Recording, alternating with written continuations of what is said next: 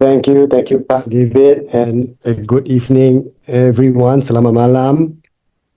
It's an honor to be here with all of you via Zoom.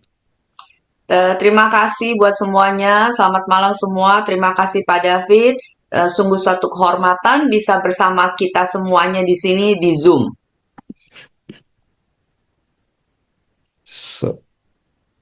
So my name is Sherman, and I am going to speak to you about cultivating a flourishing culture. Nama saya Sherman. Saya akan berbicara tentang bagaimana memelihara atau membangun suatu kebudayaan yang sehat atau suatu kebudayaan yang bisa berkembang dengan baik. But before I do that, as I was praying, I had a word of the Lord for this night. Sebelum saya melakukan itu, saya mendapatkan suatu perkataan dari Tuhan untuk malam hari ini. Not related to the message that I have for you, but I believe it's for someone or some people in the room, in the Zoom room tonight. Hubungannya dengan firman yang akan saya bagikan malam hari ini, tapi saya percaya ini berhubungan untuk seseorang yang ada di tempat ini pada malam hari ini. And the word is this, that to hear the Lord starts with the fear of the Lord. Perkataannya begini, untuk mendengarkan suara Tuhan dimulai dengan takut akan Tuhan. It sounds like a simple message, but at the same time, it is profound. Kelihatannya memang seperti perkataan yang sederhana, tetapi itu juga merupakan suatu perkataan yang sangat dalam dan penting. And specifically, I wanted to share and encourage us tonight that the more we want to hear the Lord is related to how much we fear the Lord. Saya juga ingin mengatakan pada semua malam hari ini bahwa seberapa banyak kita mau mendengar suara Tuhan itu selalu ada hubungannya dengan seberapa banyak kita takut akan Tuhan. And you would know that I mean not fear as in I'm afraid, but a reverential fear. Takut, saudara tahu maksud saya bukan takut ketakutan, tetapi suatu rasa penghormatan kepada Tuhan. May this be an encouragement to all of us in the room. Biarlah ini menjadi suatu dorongan semangat bagi kita semua di dalam Zoom ini. Because as I was praying, I felt there was a hunger and a desire to hear the voice of the Lord. Karena ketika saya berdoa, saya merasakan ada rasa lapar sekali untuk bagaimana bisa mendengar suara Tuhan. And there are many good teachers who can help us to hear the voice of the Lord. Dan banyak guru-guru yang sangat baik sekali yang bisa membantu kita untuk mendengarkan suara Tuhan. But as we start to have the more we have the reverential fear of the Lord, semakin kita mempunyai rasa penghormatan, ketakut akan Tuhan, we will notice that even if we didn't ask, the Lord will also still speak to us. Kita akan memperhatikan nanti ya bahwa walaupun kita tidak bertanya atau minta sama Tuhan, Tuhan masih tetap akan berbicara kepada kita. That means that even if I'm just doing my thing, suddenly I will hear a prompting from the Lord without asking. Bahkan kalau saya sedang melakukan sesuatu gitu ya, saya bisa tiba-tiba mendengar, oh ini Tuhan berkata seperti ini tanpa saya bertanya apa-apa. So Father, in Jesus' name, I bless the spiritual ears of everyone in this room. Bapa, di dalam nama Yesus, saya memberkati telinga-telinga rohani setiap orang di dalam ruangan ini. May we hear you clearly in Jesus' name. Biarlah kami mendengarkan Engkau dengan sangat jelas di dalam nama Yesus. Amen. Amin. All right. So before I start, let me introduce myself quickly. Sebelum saya mulai, saya akan memperkenalkan diri saya dengan cepat. I am a very good friend of Pastor David. Saya ini teman baik dari Pastor David. Can I say that, Pastor David? Boleh saya bilang begitu ya, Pak? I wanted to just share that family is a big part of my life. Saya mau membagikan bahwa keluarga adalah bagian yang sangat besar dalam hidup saya. And Pastor David and the Riva team is like an Indonesian family to me in many ways. Pastor David dan tim Rev sebagai keluarga bagi saya di Indonesia ini dalam berbagai hal. If you look closely enough, you will see that my family's clothes are actually from Indonesia. Kalau saudara melihat dengan jelas ya, pakaian keluarga saya ini dari Indonesia. It's from the designer Seal, C-I-E-L. Dari desainernya namanya S-E-C-I-E-L, Seal, C-I-L. C-I-E-L, yes. C-I-L, ya. So our hearts are close to Indonesia. Jadi hati kami itu dekat dengan Indonesia. One more piece of introduction that I would like to make, and I don't usually try to, sell it, but this is not selling anything. One more piece of introduction I want to make is a series that we just released. Salah satu pendahuluan pembuka pengenalan untuk yang saya ingin bagikan adalah ini adalah satu series yang baru kami bikin. Ini saya bukan menjual sesuatu karena ini bukan untuk dijual. It's free on YouTube and it's a men's series. Ini ada gratis di YouTube. Ini judulnya adalah A Man Series, ya, seri tentang laki-laki. And we classify it R18. Dan kami memberikan klasifikasinya ini hanya untuk 18 tahun ke atas. Because some of the content are very real but not suitable for children. Karena beberapa bagian isinya itu sangat nyata sekali, benar-benar terjadi, tapi ini tidak cocok buat anak-anak. So I collaborated with 5 very famous social media influencers in Singapore. Saya berkolaborasi dengan 5 orang yang sangat terkenal sekali dalam sosial media di Singapura. And I pray that it would be used to transform culture. Dan saya berdoa supaya ini dipakai untuk bisa mentransformasikan kebudayaan. And this is related to what I would like to share with you about tonight. Dan ini berhubungan dengan apa yang saya mau bagikan untuk saudara malam hari ini. So a lot of times we look for answers to problems. Banyak kali kita mencari jawaban atas masalah-masalah.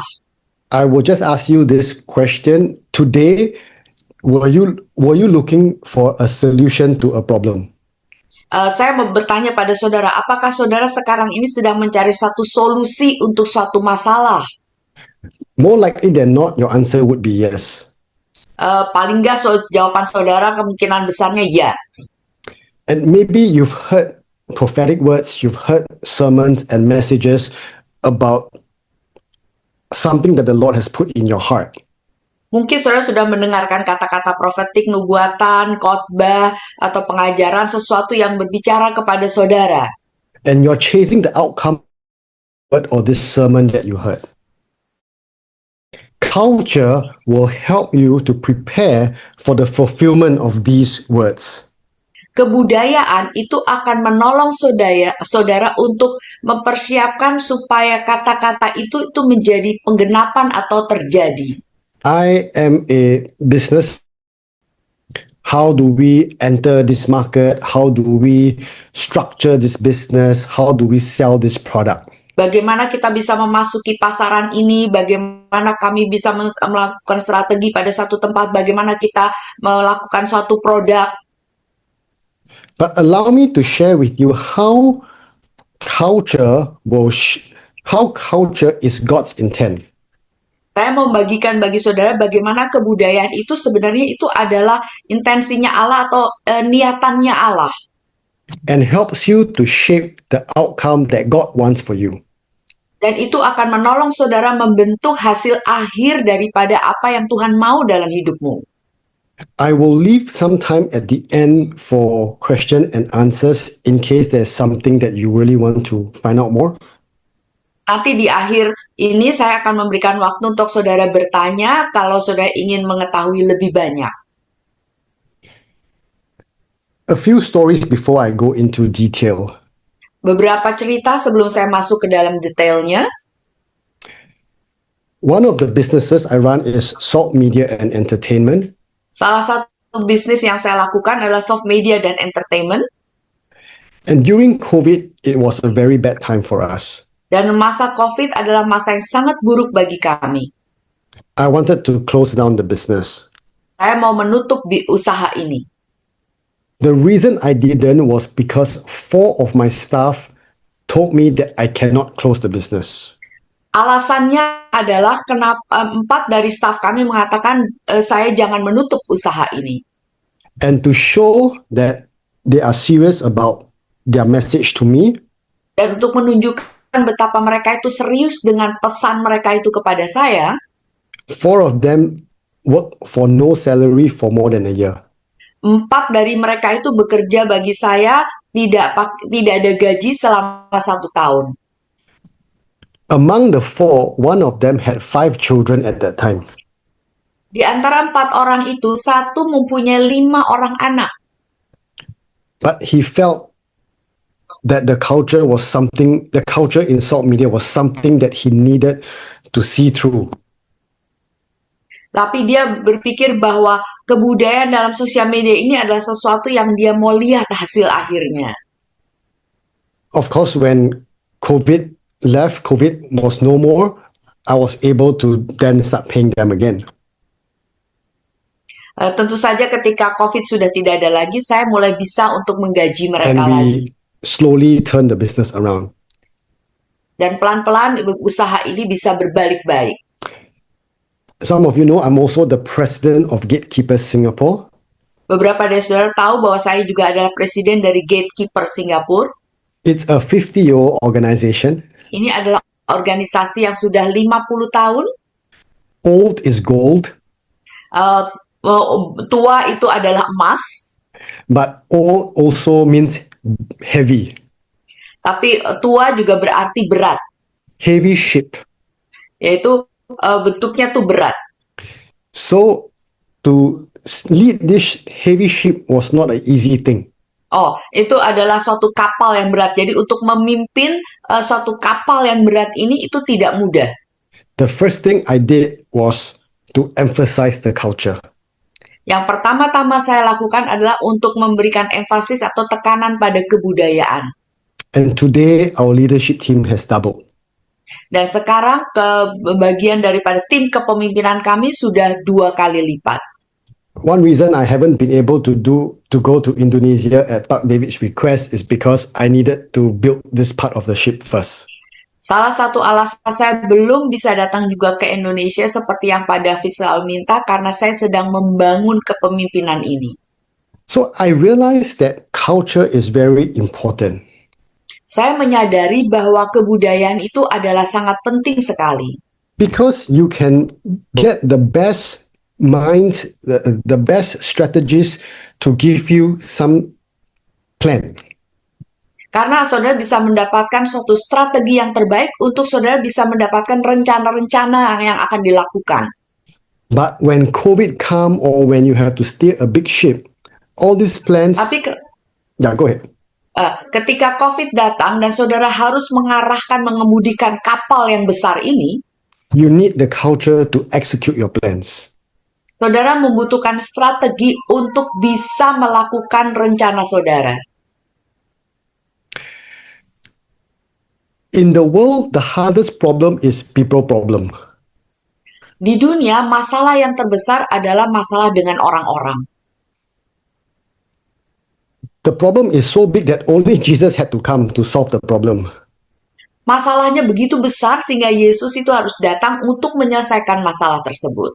So we can understand that shaping behavior is not the easiest thing. Jadi kita harus mengerti bahwa membentuk suatu kebudayaan itu bukanlah sesuatu yang mudah. But it is God's plan for us to put kingdom culture on this earth. Tetapi itu adalah rencana Allah untuk melakukan sesuatu yang disebut kebudayaan kerajaan Allah di dalam dunia ini. Because the world is cultivating its own culture in fear and pride. Karena dunia ini sedang membangun kebudayaannya sendiri di dalam ketakutan dan keangkuhan. Many people do not want to have children now.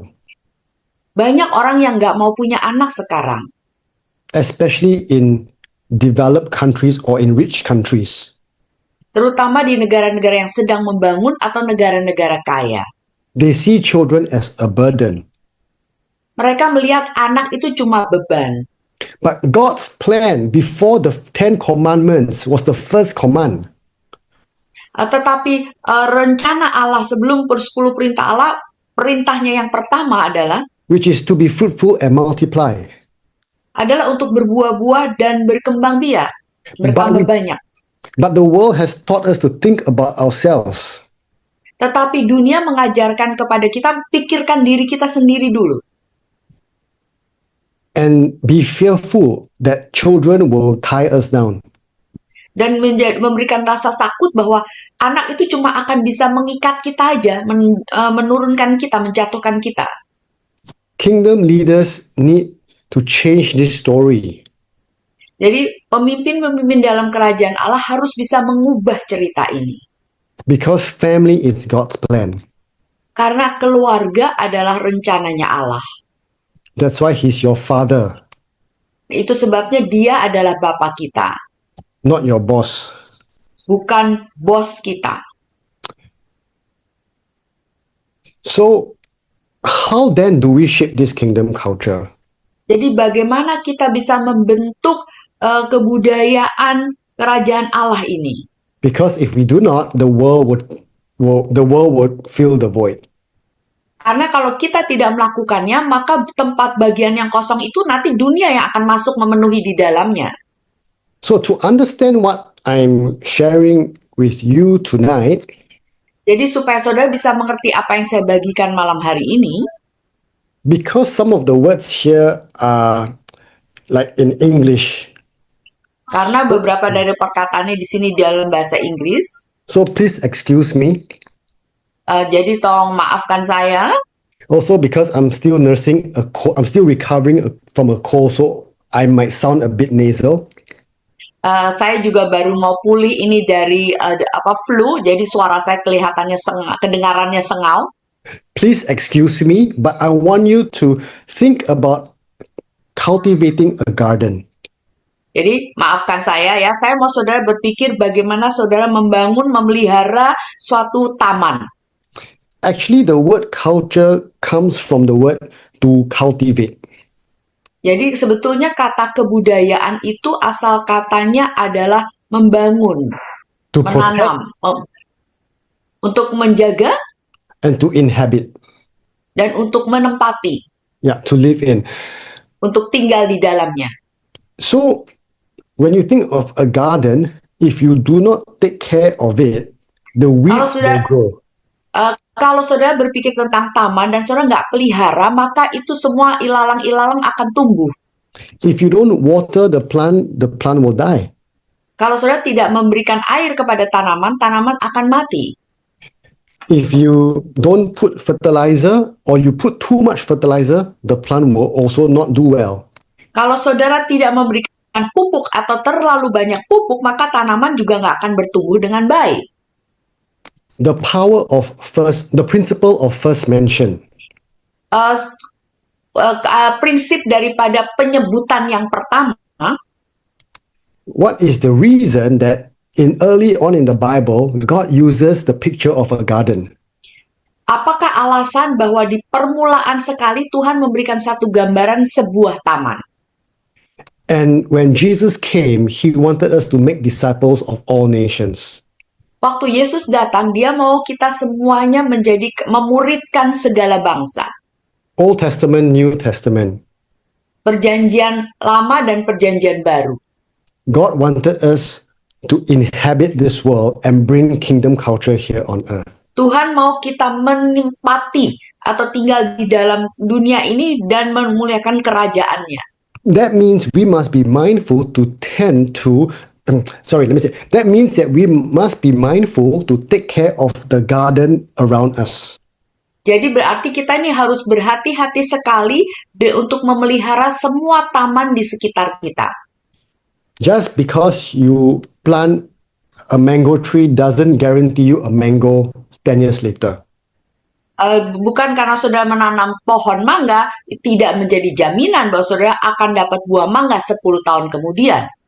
Just because you receive a prophetic word doesn't mean it will happen 5 years later. Bukan berarti kalau saudara mendapatkan satu kata-kata nubuat, pasti akan dijaminkan saudara akan dapat penggenapannya 5 tahun kemudian. Just because you give birth to children doesn't mean you will have good people in the future. Bukan berarti kita mempunyai anak, berarti nanti bukan satu jaminan bahwa nanti di masa depan kita akan memiliki orang-orang yang baik. We must tend to the garden that God has given to us. Kita harus memelihara taman yang Tuhan sudah berikan kepada kita. So as we think about the culture around us, that includes our home, I'll share this later, our home, our workplace, our nation. Jadi kalau kita memelihara kebudayaan yang di sekitar kita, termasuk juga rumah kita, keluarga kita, dan bangsa kita, we are responsible to protect and to watch over what comes in and out. kita itu punya tanggung jawab untuk memelihara apa yang masuk dan apa yang keluar. We are like gatekeepers in our land. Kita ini seperti penjaga-penjaga, pengawas di tanah kita ini, di negeri kita. We are like gatekeepers in our families. Kita ini seperti penjaga-penjaga gerbang di keluarga kita. That's why in Singapore we have Gatekeepers Singapore. Itu sebabnya di Singapura kita ada yang disebut gatekeepers atau penjaga gerbang Singapura. And I believe that you are also a gatekeeper in Indonesia. Dan saya juga percaya saudara adalah penjaga-penjaga gerbang di Indonesia. The Gatekeepers organization is not as important as you understanding your gatekeeping role. Organisasi gatekeepers ini bukan berarti saudara akan sama dengan berarti saudara punya peranan saudara sebagai penjaga gerbang. So let me help you to have a few scriptural guidelines to understand this.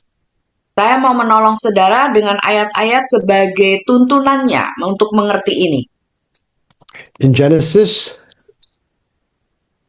Kejadian, it says, be fruitful and multiply, fill the earth and subdue it. beranak cuculah, bertambah banyak, penuhilah bumi dan taklukkanlah itu. Again, it's not just fill the earth, Bukan hanya memenuhi bumi, but it also says to subdue it, to take control over it. tapi dikatakan taklukkanlah atau saudara berkuasalah atas itu. In other words, we need to shape the world to God's purposes. Dengan kata lain, kita harus membentuk dunia ini sesuai dengan tujuannya Allah. The word cultivate also means to work and to keep it. Kata menanam ini juga berarti saudara harus mengerjakannya, mengusahakannya, dan menjaganya, memeliharanya. A lot of people think that stewardship is, I don't lose money. Oh, banyak orang berpikir kata stewardship ini adalah memelihara ini, oh kita berarti akan kehilangan uang. Or I don't spend money. Atau saya tidak mengeluarkan uang. But stewardship is, I spend $1, I get $10. Tapi memelihara uang tuh berarti saya mengeluarkan satu uang, berarti $1, berarti saya akan dapat 15. You put an apple seed in the ground and you get a whole tree of many apples. Saudara menanam benih-benih biji apel di tanah, maka nanti saudara akan menuai banyak buah apel. But you need to water the tree. Tapi saudara perlu memberikan air kepada tanaman. You need to fertilize the tree. Saudara perlu memberi pupuk kepada tanaman. Sometimes you need to prune the tree. Kadang-kadang kita harus memotong carang-carang dari pohon itu. And in Deuteronomy, it says that you shall teach them diligently.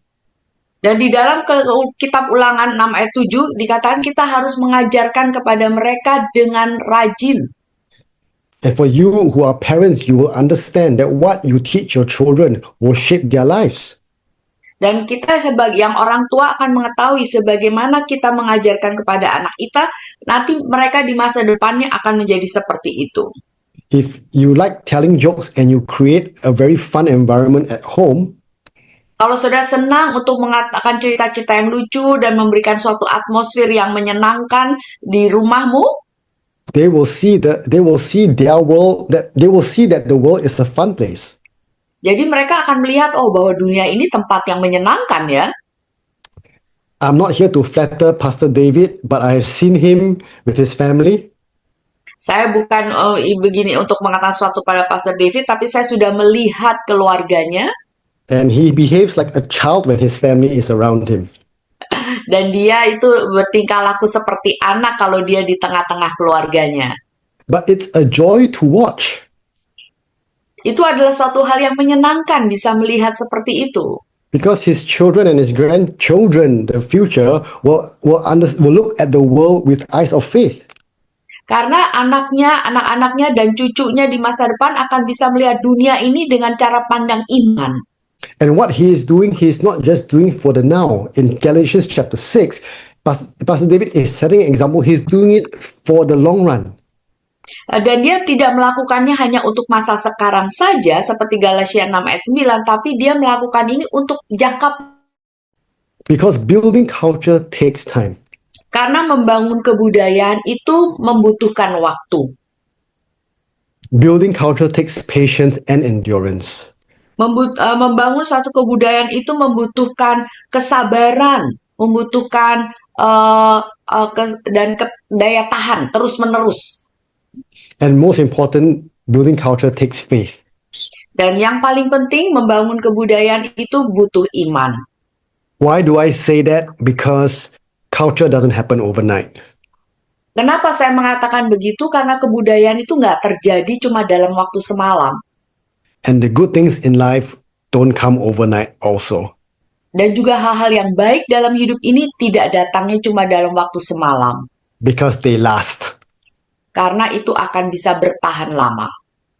So this is this quote, culture eats strategy for lunch. For breakfast or for lunch? So for breakfast, for lunch, both is fine. Some people use, yeah, but you get my point. Okay, so kebudayaan makan itu punya strateginya itu untuk saya nggak bisa ini ya. Culture is strategy for breakfast. Okay, boleh. Strategi kebudayaan makan untuk makan pagi. Ya, boleh. Pagi, malam, can. Yes, but the point is this, that companies with good culture outlast those with good strategy.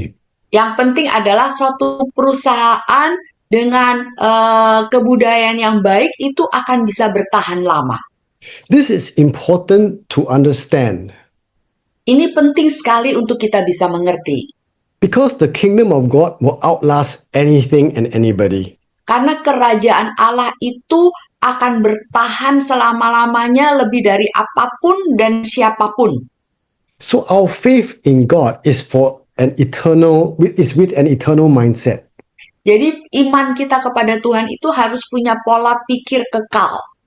Which means that we should be prepared to build culture for the long run.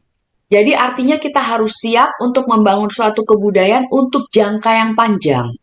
But I will also tell you this, that when God does something, often He brings the breakthrough overnight. Jadi saya juga mengatakan sesuatu pada saudara, kalau Tuhan melakukan sesuatu seringkali Dia memberikan terobosan itu dalam waktu semalam.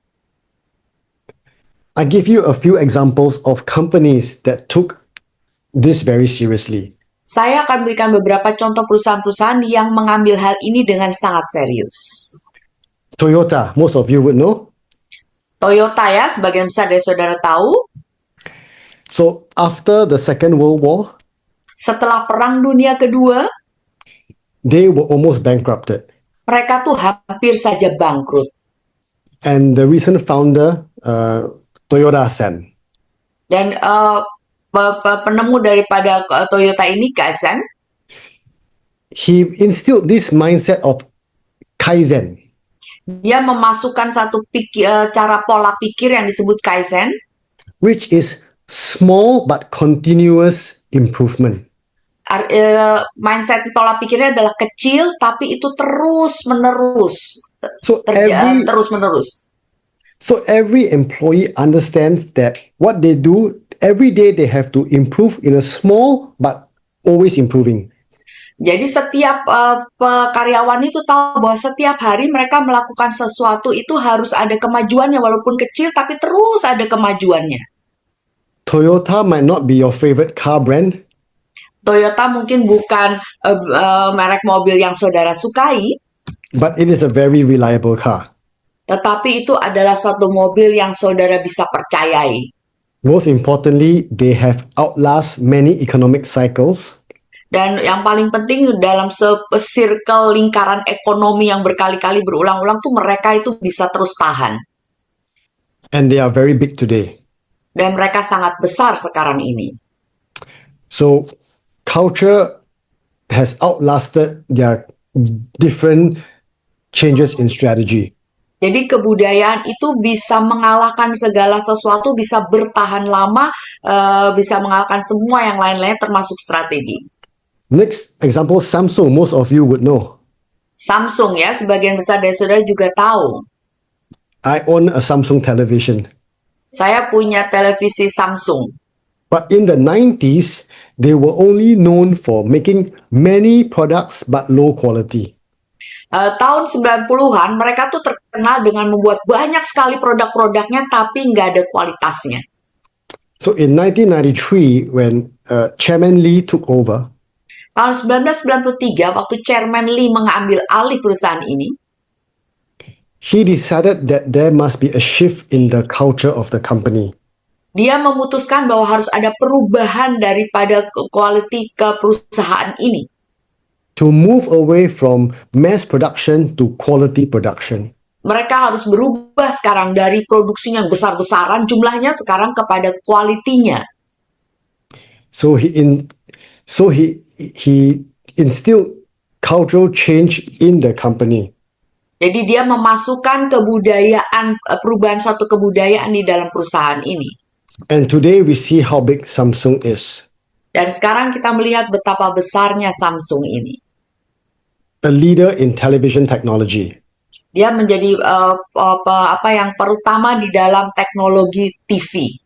Chairman Lee insisted that a lousy product must never exist in his company. Chairman Lee mengatakan bahwa produk-produk yang jelek itu tidak boleh ada. Singapore Airlines. Singapore Airlines. The culture of service excellence. Kebudayaan yang mereka bangun adalah bagaimana melayani dengan sangat bagus sekali, excellent. Allows them to be top airline or top few airlines in the world for many years. Membuat mereka ini menjadi perusahaan penerbangan yang top di antara perusahaan-perusahaan penerbangan yang lain selama bertahun-tahun. And also allows them the luxury of charging very high prices. Dan juga itu mengakibatkan mereka itu boleh untuk bisa mengecharge harga tiketnya itu dengan mahal sekali. But the ethos was instilled in the company from the beginning. Tetapi etos ini, kebudayaan ini mereka sudah masukkan dari permulaan sekali.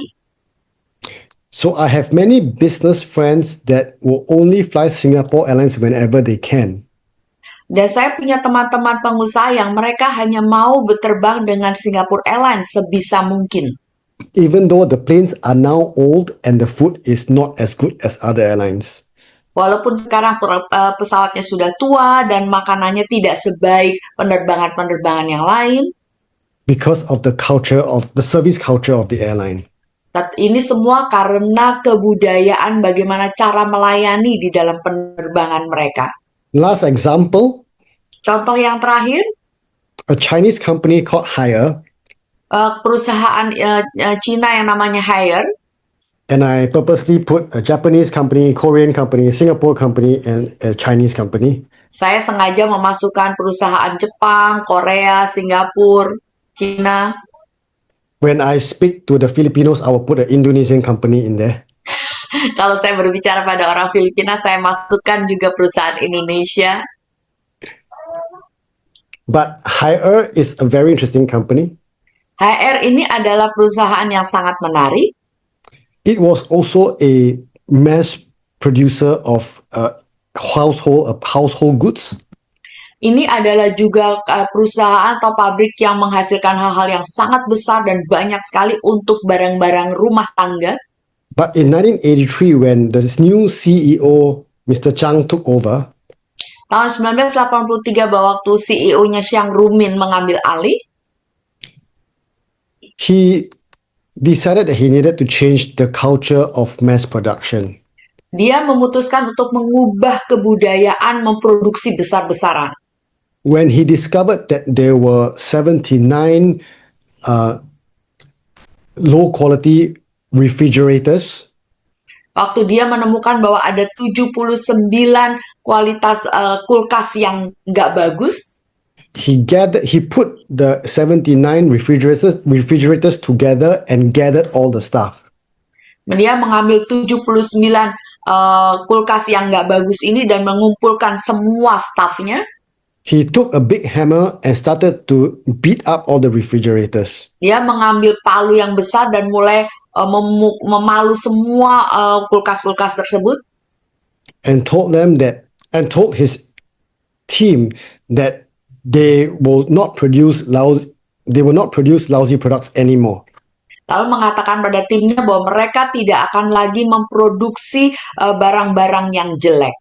He also tied their salary to the quality of products that they produced. Dia juga mengkaitkan gaji mereka dengan produk-produk yang mereka hasilkan.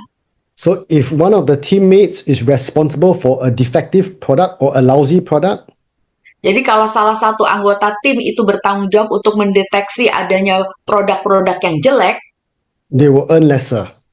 maka kalau terdapat produk yang jelek, mereka akan mendapat gaji yang dikurangi. Last year, Haier did about 56 billion US dollar in revenue. Tahun lalu, Haier ini mendapat keuntungan 56 billion. Billion, yeah, US dollar. Yeah, 56 miliar US dollar dalam setahun. I wanted to show that culture can be transformative for any space.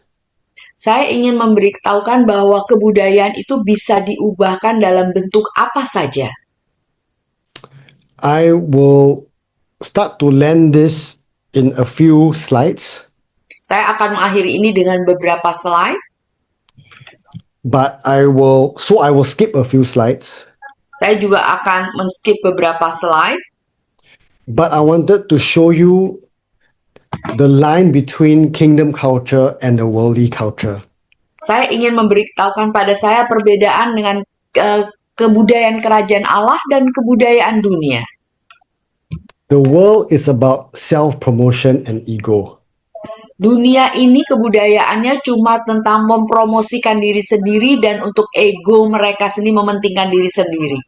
The world uses people for personal gain. Dunia ini menggunakan orang-orang untuk keuntungan pribadi. And the world manages by fear. Dan dunia ini diaturnya itu dengan rasa takut. The world values you purely by how much you can produce. Dunia ini menilai kita dengan cuma seberapa banyak kamu bisa menghasilkan sesuatu. But the kingdom of God is the opposite. Tetapi kerajaan Allah itu berlawanan. We value people as image bearers of God. Kita menghargai orang-orang sebagai bahwa dia itu membawa gambar dan rupa Allah. We care about our words and action. Kita itu memperhatikan sekali bagaimana kata-kata kita dan perbuatan kita, tindakan. We choose serving each other. Kita memilih untuk melayani satu sama lain. And we don't think of others lower than ourselves. Dan kita tidak memikirkan orang lain itu lebih rendah dari diri kita sendiri. You and me can change culture just by living out kingdom culture in our spaces. Saudara dan saya bisa menghidupi kerajaan Allah ini dengan memakai kebudayaan kerajaan Allah di segala tempat yang kita ada. I have domestic helpers at home to help me to manage my home. Saya punya pembantu di rumah yang untuk membantu untuk membenahi rumah saya. And I never talk down to them. Dan saya tidak pernah berbicara merendahkan mereka. Even when they make a mistake. Walaupun ketika mereka melakukan kesalahan. Or they break my glass or spoil my things. atau mereka memecahkan gelas saya atau merusakkan barang saya. I will correct them with a gentle word. Saya akan menegur mereka dengan kata-kata yang lembut. Was I angry and upset? Yes. Apakah saya marah dan kesal? Iya. But I don't want to lead my household through fear. Tapi saya tidak mau memimpin rumah tangga saya dengan rasa takut. Because I don't want my daughter to grow up in an environment of fear. Karena saya tidak mau anak perempuan saya tumbuh besar di dalam atmosfer lingkungan yang takut. In fact, when I ask my helpers to do things, I always use please. Bahkan kalau saya mau menyuruh pembantu saya untuk melakukan sesuatu, saya pakai kata tolong. And after that, I say thank you. Dan setelah itu saya bilang terima kasih. And I explain to them when they do something wrong. Dan saya akan jelaskan pada mereka kalau mereka melakukan sesuatu yang salah. And I have to correct them. Dan saya harus mengkoreksi mereka. After I correct them, I explain to them that I treat them as not just my employees, but as people in God's image. Setelah saya mengkoreksi mereka, saya menjelaskan pada mereka bahwa saya tidak memperlakukan mereka hanya sekedar sebagai orang yang bekerja pada saya, tetapi sebagai seseorang yang membawa gambar rupa Allah. I believe this will shape not just my household, but the lives of my helpers. Saya percaya ini bukan hanya akan membentuk bagaimana atmosfer rumah tangga saya, tapi juga akan membentuk bagaimana kehidupan orang-orang yang bekerja pada saya atau pembantu saya. And I pray they will then bring this culture back to their homes and change their homes. Dan saya percaya bahwa saya berdoa supaya mereka membawa kebudayaan ini ke rumah mereka dan mengubah rumah mereka.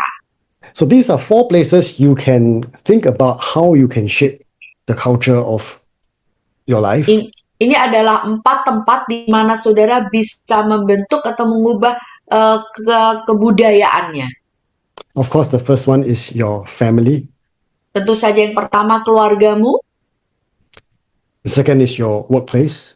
Yang kedua tempat kerja saudara. And of course, the third one in your nation. Yang ketiga bangsa kita. Okay, the last one, just excuse me because I use this particular slide for my leaders training. Yang keempat, maafkan saya karena saya pakai slide ini untuk melatih para pemimpin-pemimpin kami. But the first 3 applies to everybody. Tapi yang 3 pertama itu berlaku untuk setiap orang. So I pray this helps you to think about the garden that God has given you. Jadi saya mau saudara memakai ini untuk memikirkan taman yang Tuhan sudah berikan kepada saudara. And you can, in those 3 spheres, dan saudara bisa memakai 3 area itu, spheres itu. Your family, your workplace, and your nation.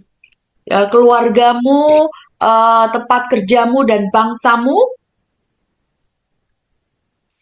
You can use these steps to build the kingdom culture in these places. Saudara bisa memakai langkah-langkah ini untuk membangun kerajaan Allah di tempatmu. Right. The first one is to define the core values that you want. Yang pertama, saudara harus bisa mendefinisikan nilai-nilai inti yang saudara inginkan. Second one is to lead by example. Yang kedua, saudara harus memimpin dengan contoh, dengan contoh. You know, recently I encountered a family that the parents were very unhappy with the children because they felt that the children was not respectful. Baru-baru ini saya bertemu dengan sebuah keluarga yang keluarga ini tidak senang dengan anak-anaknya karena mereka berpikir anak-anak itu nggak hormat sama mereka. And the children were already adults. Dan anak-anaknya itu sudah dewasa. But as I observed this family, I start to realize why the children were not respectful. Ketika saya memperhatikan keluarga ini, saya menyadari kenapa kok anak-anaknya nggak hormat. Because the parents treated their children as objects. Karena orang tuanya ini memperlakukan anak-anaknya itu sebagai objek aja, benda aja. They treated their children like the children are under them. Mereka memperlakukan anak-anak mereka bahwa anak-anak mereka tuh di bawah mereka. And again, these children are already adults with their own families. They are married. Dan anak-anak mereka ini sudah dewasa, mereka sudah menikah, punya keluarga sendiri. And so I started to realize that the children were not so respectful Jadi saya menyadari kenapa anak-anaknya ini nggak hormat, because the parents were not very respectful to start with. karena orang tuanya pada permulaannya juga nggak menghormati mereka. How I approach it is a longer story. Bagaimana saya approach ini cerita yang lebih panjang. But I realized that in my life, when things don't go right, Di dalam hidup saya menyadari kalau ada hal-hal yang tidak berjalan dengan baik.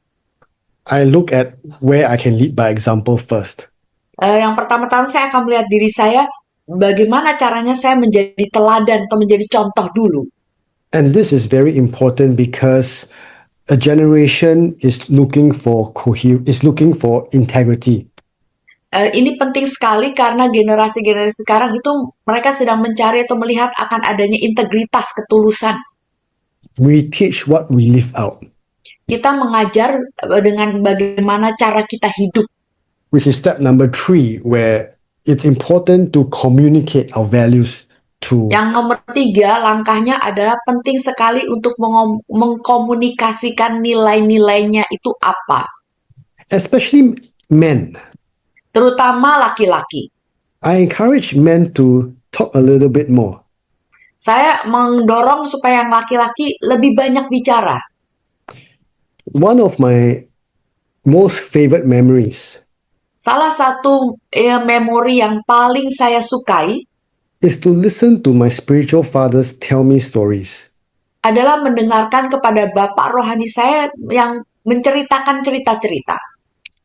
I had 5 spiritual fathers. Saya punya 5 bapak rohani. The ones that like to tell stories tend not to be Asian men. Tend not to be what, man? Asian men from Asia. Men Oh, from oke. Asia. Ya. Salah satu dari mereka itu yang senang dengan bercerita itu dia bukan orang dari Asia. And the men from Asia that told me stories, Dan orang yang dari Asia yang bercerita kepada saya, I really drew very close to them and learned a lot from them. dan saya sangat dekat kepada dia dan belajar banyak dari dia. The Bible is all about stories. Alkitab itu semua isinya cerita-cerita. Number 4 is to invest in people intentionally. Nomor 4 adalah untuk menginvest kepada orang-orang secara intention. Jadi benar-benar punya intensi untuk menginvest pada orang. This is like fertilizer. Ini seperti pupuk. You want to give them a booster. Saudara ingin memberikan kepada mereka booster atau dorongan. I also learned that fertilizer, if you put further from the roots tend to grow stronger. Dan saya juga memperhatikan kalau kita memberi pupuk kepada akar tanaman dan taruhnya agak sedikit jauh, maka tanaman ini akan bertumbuh lebih kuat. In other words, it's to stretch the people around you as well. Artinya dengan kata lain kita harus bisa meluaskan orang-orang kita juga. But while we do that, we celebrate and we correct wisely. Dan dengan melakukan itu kita juga melakukannya mengkoreksi mereka dengan hikmat.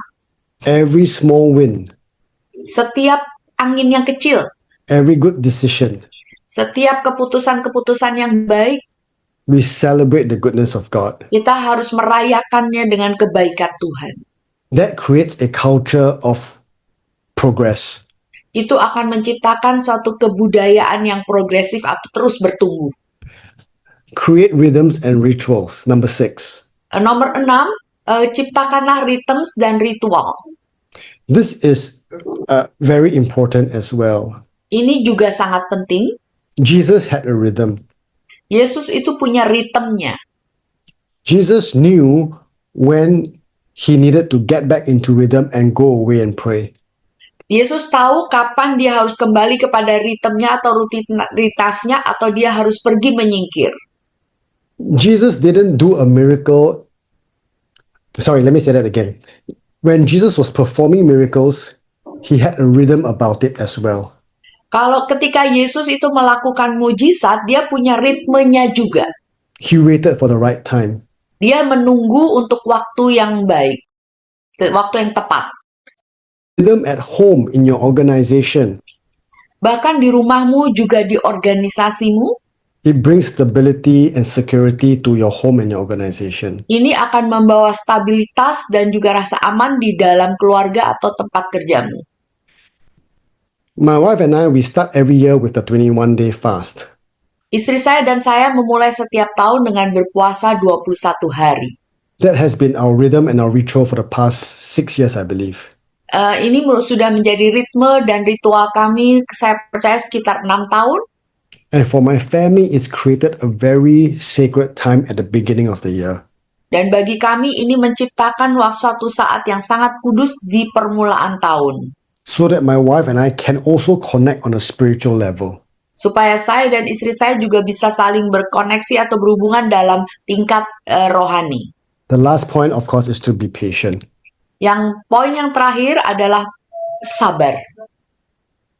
This might be the hardest part, Ini mungkin bagian yang paling susah, but believe you me, the Lord can do things overnight. dan percayalah pada saya, Tuhan bisa melakukan hal-hal perkara itu dalam semalam. But we must be patient. Tapi kita harus sabar. I know it sounds like an irony, Saya tahu ini kelihatannya ironis ya, because while you're being point number 7, karena kalau kita melihat poin nomor 7 ini, point 1 to 6 will help you to achieve it faster. bahwa poin nomor 1 sampai 6 itu akan menolong saudara untuk mencapainya dengan cepat. So with that, I wanted to land this point, Dengan ini saya mau menyelesaikan poin ini and land this little sharing. dan mengakhiri sharing yang pendek ini. I hope it is useful for us. Saya harap ini berguna bagi kita. Father, I thank you for this community of God-loving people. Bapak, kami berterima kasih untuk komunitas orang-orang yang mengasihi ini. People who are fearfully and wonderfully made. Orang-orang yang diciptakan dengan sangat luar biasa. I declare a blessing over every single life. Saya mendeklarasikan berkat atas setiap kehidupan di tempat ini. A blessing of spirit, soul, and body. Berkat untuk roh, jiwa, dan tubuh. Lord, that you would crown all our years with your goodness. Tuhan, biarlah Engkau memahkotai sepanjang tahun hidup kami dengan kebaikan-Mu. And that our paths will drip with abundance. Dan biarlah langkah-langkah jalan kami itu dipenuhi dengan kelimpahan. May the favor of our Lord Jesus Christ rest upon our lives and the lives of our families. Biarlah perkenanan daripada Tuhan Yesus Kristus itu ada dalam hidup kami dan hidup keluarga kami. And may we learn to cultivate your kingdom here on earth as it is in heaven. Biarlah kami belajar memelihara kebudayaan-Mu di sini di bumi seperti di surga.